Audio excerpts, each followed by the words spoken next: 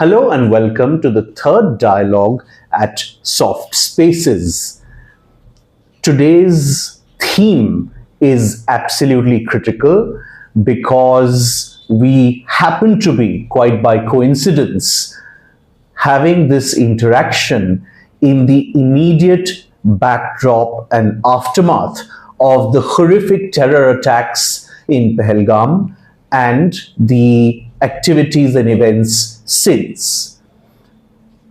The people of that region, Jammu and Kashmir, have unfortunately, tragically, for years, generations, and decades, endured a constant horror, fear. And I think that even if no quote unquote incident takes place, that entire community as a people has been so profoundly impacted by living in that fear psychosis that it is particularly poignant that we are today going to discuss holding safe space for survivors. And I wanted to make a special mention of that and the fact that somebody like Khushi and other therapists are extremely and acutely aware of the goings on, and there are people and resources who are offering support and guidance and therapy at discounted rates, etc. And we're very, very happy for that. But coming back to today's topic, which is holding safe space for survivors, and this is brought to you by Driveway Devi and Khushi Clinic. I must mention that Khushi herself has been very generous to sort of let me say by Driveway Devi and Khushi Clinic, because it's all her, and the curation and the ideation and the topics and the themes and of course the expertise. I'm merely chaperoning this along. So, Khushi, welcome once again. Thank you. It's always lovely to have you here. And I think it will be appropriate to begin by gaining a fundamental understanding first of the terms safe space and survivor. Okay. So, in order to understand the terms safe space and survivor itself, I think we first need to understand what trauma is and what is trauma-informed care. And as a therapist who delivers services which are trauma-informed, there's this author that I go back to every time whenever I am curating work for clients who are survivors and have been through trauma. And his name is Bessel van der Kolk. He's written the book The Body Keeps the Score, and it is through his ideation that I see trauma. He says that trauma is not a story, it is something that we store in our body. It is not the story or the experience that we have had, but it is this storage in our nervous system that breaks us as a person, that makes us feel unsafe in our routine, in our day-to-day work. This feeling of unsafety, this feeling of survival is itself what is trauma. There's another author and researcher called Dr. Judith Herman. She's written, and she's one of the pioneers in trauma-informed care. She's written the book Trauma and Recovery, in which she tells us the three pillars of trauma care. That is, first is safety, second is remembrance and mourning, and the last stage is routine in the ordinary life that we live. And out of these three pillars, the first pillar, that is safety, establishing safety, the work of the therapist and the client in this stage is to establish safety. Why are we establishing safety? Because the client is living with a feeling of unsafety. He's unable to come out of that feeling no matter what. Now, a good example for this is that if you've been through any sort of childhood abuse, or you've lived with that abuser who has abused you, there's a chance that when you hear the footsteps of a person, you're able to identify whether it is the footsteps of the abuser or whether it's the footsteps of someone else. In fact, if you allow me to quickly come in, and I'm so glad you always contextualize, because it really helps, particularly us lay people, to understand better. And to add to that contextualizing, I have spent a large part of my childhood in a very abusive environment, and not just footsteps, it can be anything. So I could tell, for example, by the knock on the door or the way the home bell rang, who it was, or if it was that person. I could tell by the sound of the car coming into the driveway if it was that person. And it becomes your way of being. And as you very correctly said, your nervous system is constantly, therefore, in fight or flight mode, where it is, is always ready for battle. It's always ready for that bomb to drop, that proverbial bomb to drop, because it can happen anytime. So it's on heightened alert. And imagine living in that state. Whenever there's a weather alert or any kind of alert, it's temporary. And if you are put through that alert for a sustained period of time, then it is very much, and I can corroborate from a layperson's perspective, that you are storing that trauma as extremely unhealthy and negative baggage, which is really truly what I feel was the cause of my own thyroid cancer in 2019, 40 years after all of this happened and had been happening. And very quickly, and please correct me if I'm wrong, and I've been referencing this recently quite regularly, I did a separate reel on it. There's a beautiful new show on Amazon Prime called Hoff. And it's been written by a woman, it's been directed by a woman, and although it is packaged as a horror show, much, much beyond and beneath the supernatural elements, the ghosts and the spirits that are providing the spooks and the the scares, it is a commentary and an examination of the constant fear psychosis that women live in, particularly in a megapolis like Delhi. So whether a woman is on public transport, on a bus, whether she has to do something as routine and mundane that we men take for granted as taking a underground subway to cross the other side of the road, it's not the same. And that fear and that constant state of being in that panic is really, to my understanding, what trauma is. Yes, exactly. That. So I would like to expand on this feeling of survival mode and trauma and what a safe space is, like you asked. So I'll give you two very quick examples of client stories that I've had. And they're very opposing stories altogether, but they shape the word what a safe space is and what a survivor or a person inflicted with trauma actually needs. The first story revolves around a female in her mid-30s, and she was coming to me for childhood trauma, is what she told me on the consultation call, which is the first call that we have with the client.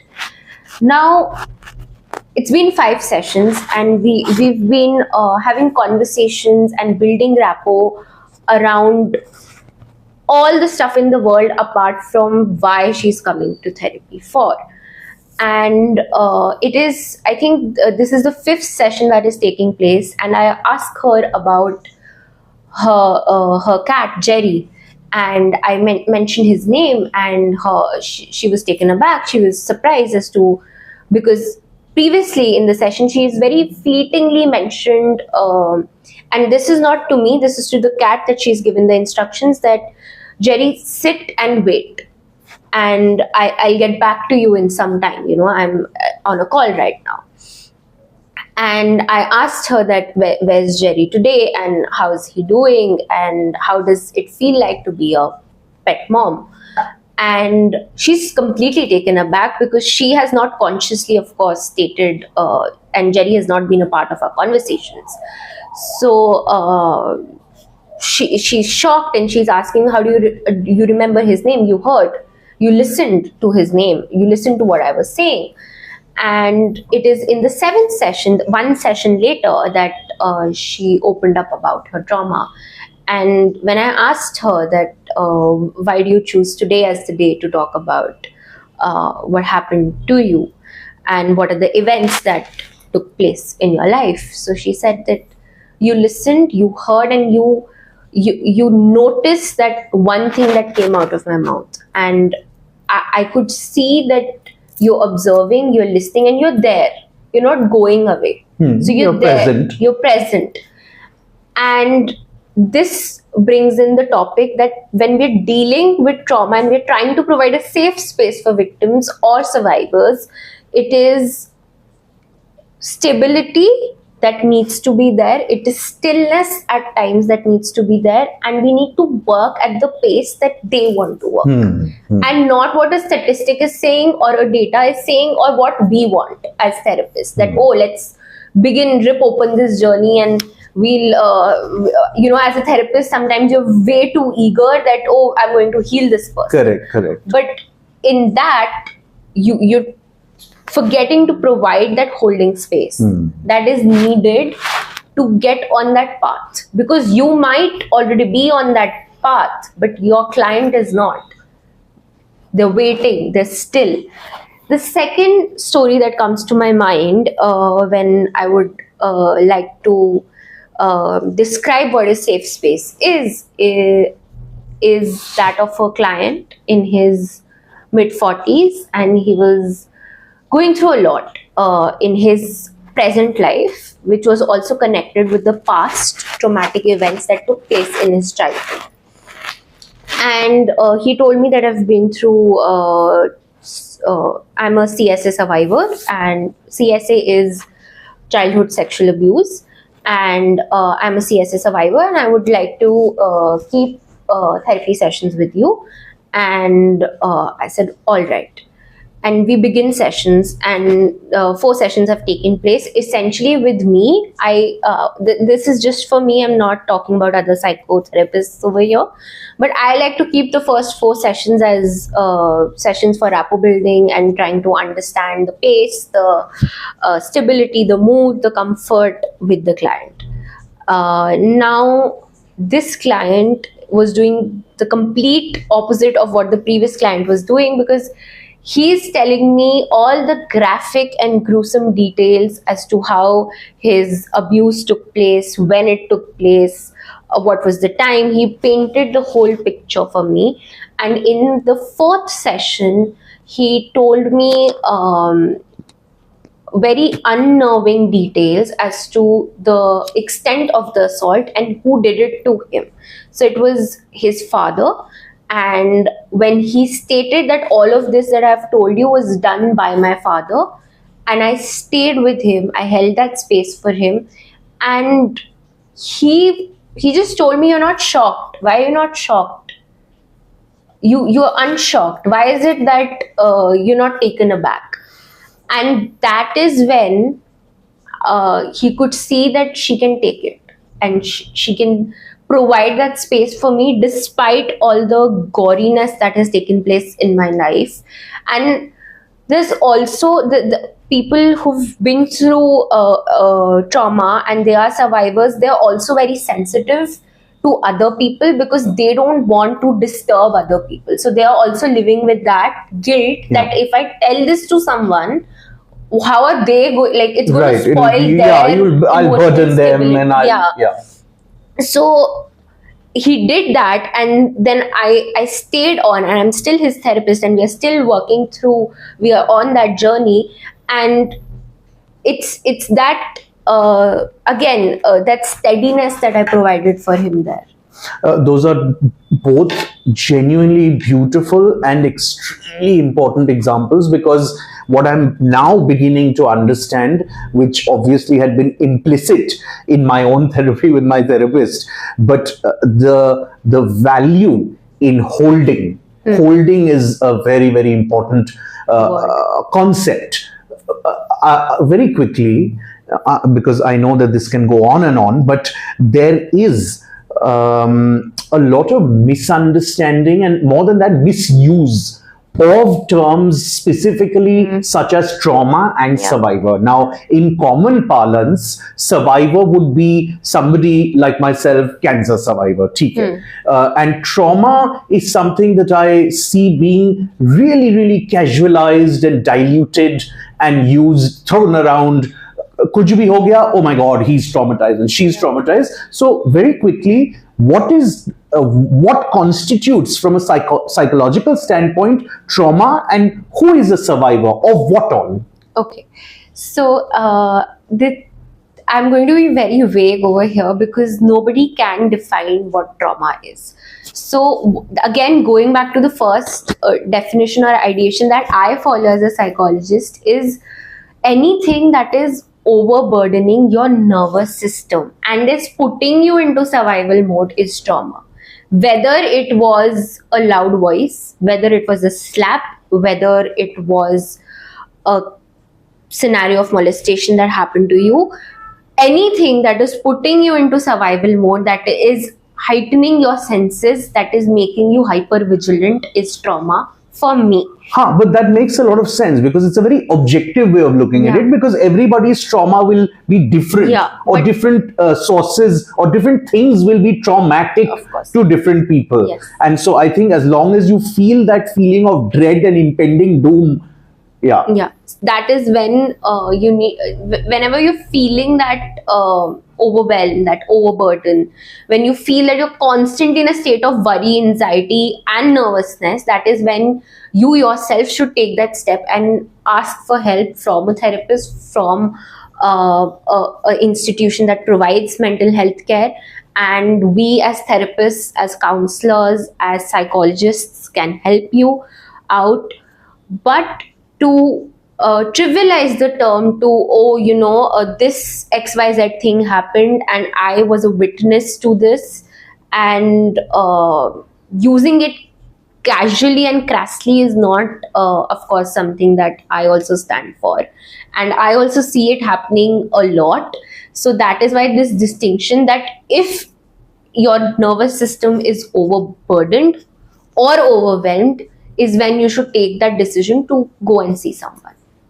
Absolutely, makes sense. Of course, I mean, one hears certain bizarre things, such as अरे वो cell के लिए गई और वो sold out हो गया तो वो traumatized हो गई. So obviously that is one should guard against that. And let's talk very quickly about survivor. Okay, so coming to this term survivor, is it's widely used because we are trying to protect people from victimizing themselves. And I feel that if victimization doesn't take place, you don't become a survivor. So victimization itself is a step of becoming a survivor. And that's the major distinction between a victim and a survivor. A survivor is someone who's able to accept this reality and talk about it without getting choked or feeling heavy or having a pit in their stomach. That is what a survivor is. But you become a survivor once you've gone through that stage of victimization, you've done that stage of self-pity, you've tried to understand what you've been through, and you've gone through that meaning-making process, you've been in the here and now you're here where you've become a survivor. So again, this term is also used in various, like you said, cancer survivor, or PCOS warrior, PCOS survivor. It is something that is being used in various contexts, but in a trauma-informed context, a trauma survivor is again someone who has worked on accepting things and events and experiences that they have had, and they have settled those things. They've settled that overwhelmed, overburdened nervous system. And over here, this quote is coming to mind, and this is given by a doctor called Gaber May. He's said that trauma is disconnection. So when you are able to disconnect from your trauma is when you become a survivor. Ah, okay, yeah. That's so simple and so profound at the same time. Before we move on, I want to quickly check one thing, which again, as a layperson, came to my mind when I was going through the notes for today's recording and session, which is that I think oftentimes with trauma survivors, especially because of society, because of shaming, judgment, and Guilt. various factors, guilt. Any kind of outward admittance, talking, seeking help, it can happen a very, very significant amount of time later after the event or the phase. One sees this all the time with domestic violence and with so many realms in which abuse takes place and trauma takes place. Now, what I suppose I want to ask you is that are there any specific facets that one should keep in mind when addressing these kinds of people, because they have lived with that trauma for so long? They have to whatever degree, consciously or unconsciously, managed and navigated it by themselves, that might well have given rise to further complications, all kinds of wrong notions that have built up, etc. Yeah. So again, with a lot of trauma survivors, one of the methods and modalities that I use is somatic work. Now, somatic work and somatic experiencing was developed by Mr. Levine, and in that he specifically states that, again, trauma is not a story, it's not an experience, it's not the event that took place. It's your living of that event and your fixedness on that event and the fixedness of your nervous system. That is trauma. That is the living embodiment of trauma. Now, because with his clients he saw this as a common barrier, he developed this technique called somatic work, in which whenever he would see his client choking or crying or feeling anxious or feeling heavy in their chest, he would tell them to stay with that feeling of choking, of having a pit in your stomach, of your chest feeling tight, to stay with that bodily feeling. Because trauma is not just mental, it's not just the story, it's not just the experience, it's your bodily storage of it that puts you in survival mode. So when we address it from a bodily stance, from a bodily viewpoint, and whether it is, whether the client is suddenly fidgeting or is completely disconnected and looking at a certain thing, or you can see heavy breathing happening, you tell your client to stay with it. And that is exactly what I do with my clients. Whenever I can see or observe that observation happening in front of me, I tell them to stay with it. We are going to stay here right now. We can move ahead later. You don't need to narrate the entire narrative right now. We can just stay with this bodily feeling, because we are not trying to eviscerate what happened. We are not trying to relive it when the client is telling us the story at whatever pace that they are. We are trying to live it in a certain way that these bodily reactions can be curbed, can be understood, can be restored. So obvious and naive as it may sound, what is the purpose of staying with that? What is the purpose of staying with it? Yeah. So the purpose of staying with that feeling is that you are able to manage it. Because till now you're trying to rush ahead. So you're trying to evade it as now. It. Okay. Yeah. So you stay with it. You're getting choked, you stay with that choking. you do some exercise of deep breathing with your therapist, or you probably do like a somatic exercise with your therapist, and through that the release of that stored energy, that stored trauma is happening. So, to use a bad example, it's sort of like confronting your fears. Yeah. So when you don't want to go to a certain height, you actually consciously climb the mountain. Yeah. Okay, makes sense. Okay, any other aspect of holding space for survivors that you feel is important to talk about? So again, one more thing that comes to mind when we are doing trauma-informed care is that as a therapist, you're holding space for someone or for many people at the same time.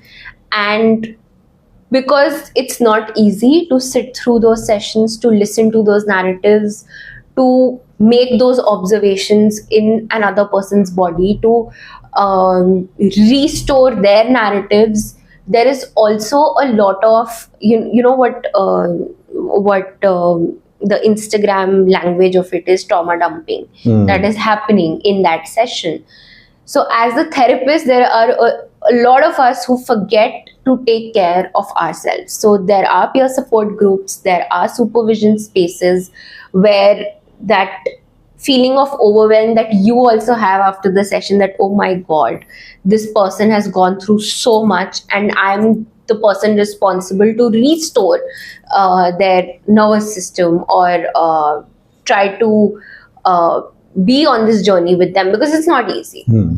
Because you have probably never been in their shoes, and there's some other person trusting you to walk with them on their healing journey, on their healing path. So one thing that is very much ignored in this entire trauma-informed care survivor client survivor therapist dynamic is the therapist itself. So one thing that I did want to talk about and tell all of you listening who are also psychologists and therapists, please take that space, please take that break, please go to peer support groups, please keep a supervisor, so that it's also a journey where you yourself feel that strength and empowerment to hold that space for your clients. Absolutely critical point. And inadvertently, you have given me my last question, which is that, again, from my observation and understanding, there are specific and valid reasons why support groups are theme specific or audience specific. Yes. We all understand, even at a fundamental level, that there are certain advantages to forming a cohort that understands each other, can empathize, can relate, and all of that. For trauma survivors, is it therefore a good idea to sort of balance their therapeutic journeys with specific individual sessions as well as going to a support group? So this is again something that depends on the client, it depends on the individual, because it is a very individualistic journey. There may be 50% of people who benefit from both the areas. There may be 50% of people who don't benefit from it, because they may go to a support group and they may listen to other people's narratives, and they may try to make meaning of their narrative from another person's perspective as well.